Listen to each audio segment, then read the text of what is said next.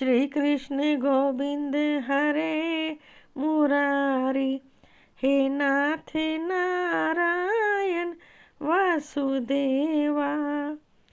मैं नीरू तनेजा अपने YouTube channel Neeru Taneja मुल्तानी गलबात में आज आपको विजय एकादशी व्रत कथा सुना रही हूँ। तो अब आप सुनिए फागुन मास के कृष्ण पक्ष की विजय एकादशी महात्म। धर्मराज युधिष्ठिर बोले कि हे जनार्दन, फागुन मास के कृष्ण पक्ष की एकादशी का क्या नाम है तथा इसकी विधि क्या है, सो सब कहिए। श्री कृष्ण भगवान बोले कि हे राजराजेश्वर, फागुन माह के कृष्ण पक्ष की एकादशी का नाम विजया है। उसके व्रत के प्रभाव से मनुष्य को विजय मिलती है। इस विजय एकादशी के महात्म के श्रवण व पठन से समस्त पाप नष्ट हो जाते हैं। एक समय देवऋषि नारद जी ने जगत पिता ब्रह्मा जी से पूछा कि हे ब्रह्मा जी, आप मुझे फागुन माह के कृष्ण पक्ष की विजय एकादशी का व्रत विधान बतलाइए। ब्रह्मा जी बोले, हे नारद, विजय एकादशी का व्रत प्राचीन तथा नए पापों को नष्ट करने वाला है। यह समस्त मनुष्यों को विजय प्रदान करता है। त्रेता युग में श्री रामचंद्र जी को जब 14 वर्ष के लिए वनवास हो गया, तब वह श्री लक्ष्मण जी तथा जानकी जी सहित पंचवटी में निवास करने लगे। इस जगह रावण ने श्री सीता जी का हरण किया। इस दुखद समाचार से श्री राम जी अत्यंत व्याकुल हुए और श्री सीता जी की खोज में चल दिए। घूमते घूमते वे मरणासन जटायु के पास पहुँचे। कुछ आगे चलकर इनकी सुग्रीव के साथ मित्रता हो गई और बाली का वध किया। श्री हनुमान जी ने लंका में जाकर सीता का पता लगाया। वहां से लौटकर हनुमान जी रामचंद्र जी के पास आए और सब समाचार कहे।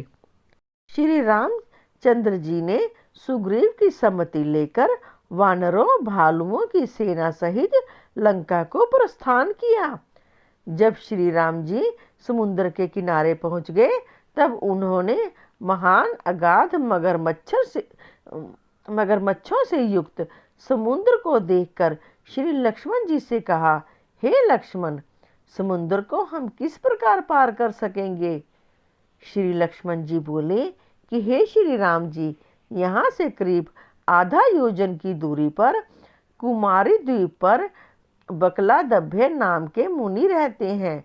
आप उनके पास जाकर इसका उपाय पूछिए।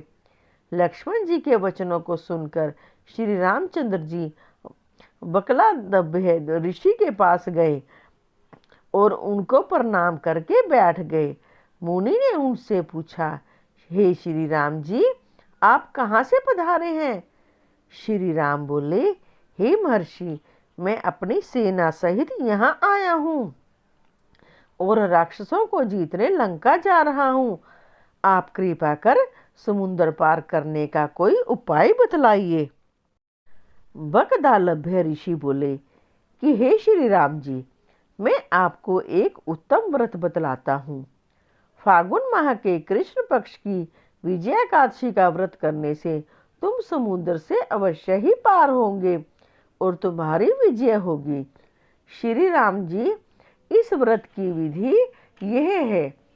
दशमी के दिन स्वर्ण, चांदी, तांबा या मिट्टी किसी का एक घड़ा बनावें। उस घड़े को जल से भरकर तथा उस पर पंच पल्लव रखकर वेदिका पर स्थापित करें। घड़े के नीचे सतनजा जो 7 अनाज मिले हुए होते हैं और ऊपर जौ रखें। उस पर श्री नारायण भगवान की स्वर्ण प्रतिमा स्थापित करें। एकादशी के दिन स्नान आदि नित्य कर्म से निवृत्त होकर धूप, दीप, नैवेद्य, नारियल आदि से भगवान की पूजा करें। उस दिन भक्ति पूर्वक घड़े के सामने समय व्यतीत करें और रात्रि को भी उसी तरह बैठे रहकर जागरण करना चाहिए।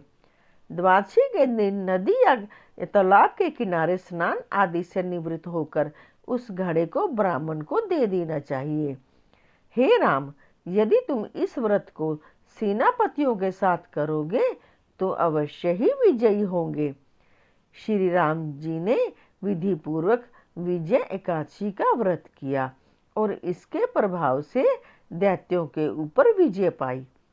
अतः हे राजन, जो मनुष्य इस व्रत को विधि पूर्वक करेगा उसकी दोनों लोकों में विजय होगी।